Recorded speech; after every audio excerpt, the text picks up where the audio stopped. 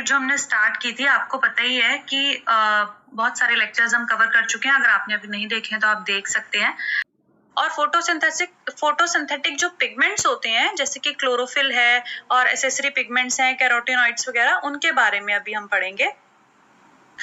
देखो, फोटोसिंथेटिक जो पिगमेंट्स होते हैं उसमें कौन से पिगमेंट्स होते हैं, यानी कि वो सब्सटेंसेस जिनके पास एबिलिटी है कि वो लाइट को एब्जॉर्ब कर पाए, एक स्पेसिफिक जो वेवलेंथ की लाइट है, ठीक है, तो उनको बोलते हैं हम फोटोसिंथेटिक पिगमेंट। ठीक है, जो कलर ऑफ लीफ है, ठीक है, लीफ का कलर देखो, आपको पता है कभी कभी ग्रीन होता है, कभी सूख जाती है तो हमें ब्लूइश ग्रीन सा, कभी येलो दिखाई देता है, कभी बिल्कुल ऑरेंज जैसी सी हो जाती है। तो जो लीव्स का कलर होता है ना, वो 4 पिगमेंट्स की वजह से होता है मेनली। ठीक है, और ये कैसे पता चला है? जब लीफ के अंदर जो पिगमेंट्स थे उनको सेपरेट किया गया, उनका by the process of chromatography, यानी कि क्रोमैटोग्राफिक सेपरेशन जब हुआ था लीफ के पिगमेंट्स का, तो पता चला था कि जो लीव्स का कलर है वो 4 पिगमेंट्स की वजह से होता है, जिसमें कि एक तो आता है क्लोरोफिल ए। तो वो किस लिए रिस्पॉन्सिबल है, कौन से कलर के लिए? जो एकदम ब्राइट ग्रीन कलर होता है या ब्लूइश ग्रीन के लिए। तो क्लोरोफिल ए। क्लोरोफिल बी कौन से कलर के लिए रिस्पॉन्सिबल है? Yellow green. ज़ैंथोफिल्स कौन सा कलर देते हैं? येलो। और कैरोटीन कौन सा कलर देता है? येलो से लेके येलोइश ऑरेंज। ठीक है, तो ये 4 पिगमेंट्स रिस्पॉन्सिबल है लीफ के कलर के लिए। मेनली आपने देखा कि क्लोरोफिल ए जो है वो प्राइमरी फोटोसिंथेटिक पिगमेंट है, यानी कि सबसे मेन जो है पिगमेंट वो क्लोरोफिल ए है, जो कि ब्राइट ग्रीन कलर का होता है।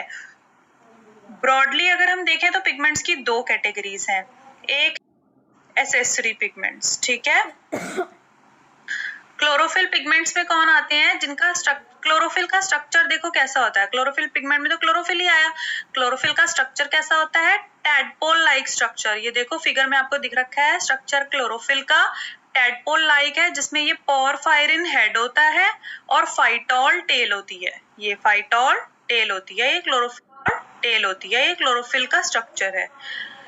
पोरफायरिन जो हेड है, देखो जितने भी क्लोरोफिल हैं, ए बी सी डी, है ना, ई, तो उसमें रिंग लाइक स्ट्रक्चर होता है। ठीक है, जिसको हम ये पोरफायरिन कहते हैं। पोरफायरिन एक्चुअल में एक ग्रुप है जो कि हीमोग्लोबिन्स में मिलता है। हीमोग्लोबिन का आप स्ट्रक्चर देखोगे उसमें भी पोरफायरिन लाइक ग्रुप होगा, साइटोक्रोम में भी, तो उसी से रिलेटेड होता है ये। ठीक है, कली, तो ये हो गया एक तो पोरफायरिन हेड, जो कि रिंग लाइक स्ट्रक्चर होता है सारे क्लोरोफिल्स में।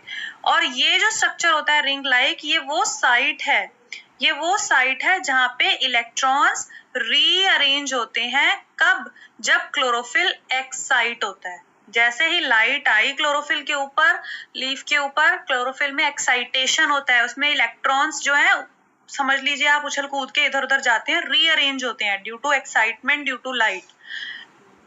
तो वो जो होता है वो पोरफायरिन हेड में होता है। साइक्लिक है, टेट्रापायरोलिक स्ट्रक्चर है और नॉन आयनिक मैग्नीशियम एटम। ठीक है, इसके अंदर एक मैग्नीशियम एटम होता है, नॉन आयनिक, यानी कि उसके ऊपर कोई आयन नहीं है। वो मैग्नीशियम जो है प्लस प्लस कोई साइन नहीं है, ऊपर Mg पॉजिटिव लिखते हैं ना जैसे कई जगह पे, तो कोई आयन नहीं है, वो नॉन आयनिक मैग्नीशियम एटम होता है उसके सेंटर में, जो पोरफायरिन हेड है उसके सेंटर में, और वो एक साइक्लिक टेट्रापायरोलिक स्ट्रक्चर है। फाइटोल टेल की अगर बात करो तो एक लंबी सी हाइड्रोकार्बन की टेल आपको दिखेगी रिंग स्ट्रक्चर से अटैच्ड, तो वो जो लॉन्ग हाइड्रोकार्बन टेल होती है उसको फाइटोल टेल कहते हैं। ये फाइटोल टेल क्या करती है कि क्लोरोफिल को हाइड्रोफोबिक पोर्शन जो है ना थाइलेकॉइड्स का, उसके साथ जोड़ के रखती है। आपको बताया था कि क्लोरोफिल कहाँ होता है? थाइलेकॉइड की मेम्ब्रेन में प्रेजेंट होता है। तो किसकी हेल्प से जुड़ा होता है? फाइटोल टेल की हेल्प से जुड़ा होता है। और थाइलेकॉइड मेम्ब्रेन में जो हाइड्रोफोबिक रीजन होता है ना, उसके साथ जुड़ा होता है। थाइलेकॉइड मेम्ब्रेन में जो हाइड्रोफोबिक रीजन होता है ना, उसके साथ जुड़ा होता है। मेजर कितने टाइप के क्लोरोफिल होते हैं? Chlorophyll a, chlorophyll b, c, d, e और bacteriochlorophyll a and b. ठीक है, एसेसरी पिगमेंट्स की अगर हम बात करें तो जितने भी पिगमेंट्स क्लोरोफिल के अलावा हैं, क्लोरोफिल ए के अलावा, क्लोरोफिल ए आपको मैंने बताया था प्राइमरी फोटोसिंथेटिक पिगमेंट है, यानी कि सबसे जो मेन है, उसके अलावा जितने हैं उनको बोलते हैं एसेसरी पिगमेंट्स, और उनके सिर्फ दो मेजर रोल हैं। क्या रोल हैं अभी हम देखते हैं। ये जो एसेसरी पिगमेंट्स होते हैं ये लाइट एब्जॉर्ब करते हैं डिफरेंट वेवलेंथ की, और फिर उस लाइट की जो एनर्जी आती है उस एनर्जी को ट्रांसफर कर देते हैं क्लोरोफिल मॉलिक्यूल के पास। ठीक है, अब क्योंकि ये क्या कर रहे हैं, लाइट को एब्जॉर्ब करके क्लोरोफिल के पास ट्रांसफर कर रहे हैं, इसलिए ये एंटीना का काम करते हैं, इसलिए इनको एंटीना मॉलिक्यूल्स भी कहा जाता है। और वाइड रेंज ऑफ वेवलेंथ की लाइट, जो लाइट आ रही है ना, जो इनकमिंग लाइट आ रही है, उसमें से जो वाइड रेंज की वेवलेंथ होती है उसको ये एब्जॉर्ब करते हैं ताकि फोटोसिंथेसिस में वो लाइट यूज हो सके। और क्लोरोफिल बी जो है वो 1/4 कंटेंट है टोटल क्लोरोफिल कंटेंट का, यानी कि एक प्लांट में जितना टोटल क्लोरोफिल होता है तो उसका 1/4 पोर्शन तो क्लोरोफिल बी होता है, ये फिक्स्ड है। सेकंड रोल क्या है, जैसे कि कैरोटीनॉइड्स हैं, तो ये फर्स्ट रोल तो ये था कि ये लाइट एब्जॉर्ब करके क्लोरोफिल को देते हैं, मॉलिक्यूल्स भी कहते हैं।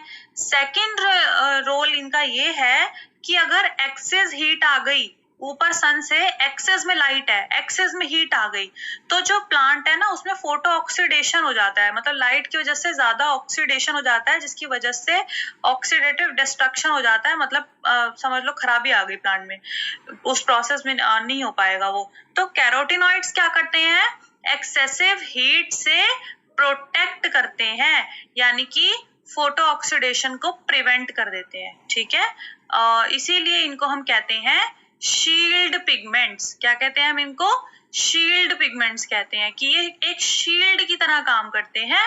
कैरोटीनॉइड्स जो होते हैं एक शील्ड की तरह काम करते हैं कि ये फोटो ऑक्सीडेशन नहीं होने देते, लाइट के प्रेजेंस में कोई ऑक्सीडेटिव डिस्ट्रक्शन नहीं होता।